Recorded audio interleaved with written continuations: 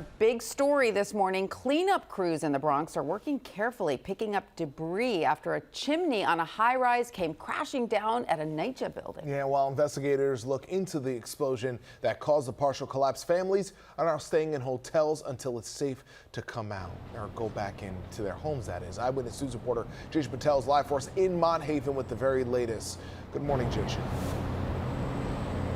Good morning, Pedro and Tanya. Well, this is going to be a really long process, and what's happening right now is demolition. If I step out the way, you can see crews are actively working right now. They have to do this brick by brick using a sledgehammer because they're not able to actually use heavy machinery or tools because the vibration could actually cause more damage and debris to fall here. We also have some new video in from overnight that shows a closer look at those crews hard at work, slowly chipping away at the chimney here.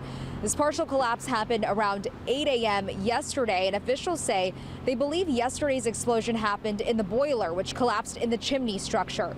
Now, this building is a part of the New York City Housing Authority's Mitchell houses on Alexander Avenue here in the Mott Haven section of the Bronx. And yesterday was the first day of the New York City Housing Authority's heat season, when boilers must be turned on.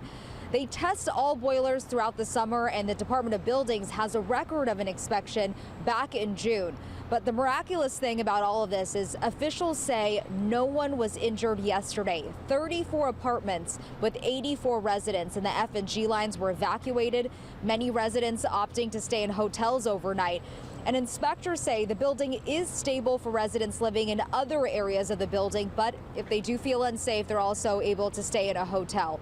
The building has no gas, heat, or hot water. Some residents have still opted to stay inside, but hot plates were distributed, watering stations and mobile boilers are also staged here on the site. But as you can imagine, though, this was a very scary and chaotic day for the people living inside. We just heard a boom. It sounded like a bomb. Standing there watching it just crumble, that was a heartache. That's a heartache. It is. But I'm glad that everybody living in the building is safe. Nervous, scared, in doubt, but I gotta trust in the Holy God and make sure He makes sure we okay. You trust them that it's okay? I guess so. I'm not sure, but what can I do? As for the gas, heat, and hot water, officials say that they're working really hard to try to get it all restored within 24 to 48 hours, but this is still an active investigation. Live in the Mott Haven section of the Bronx, Jaysha Patel, Channel 7 Eyewitness News.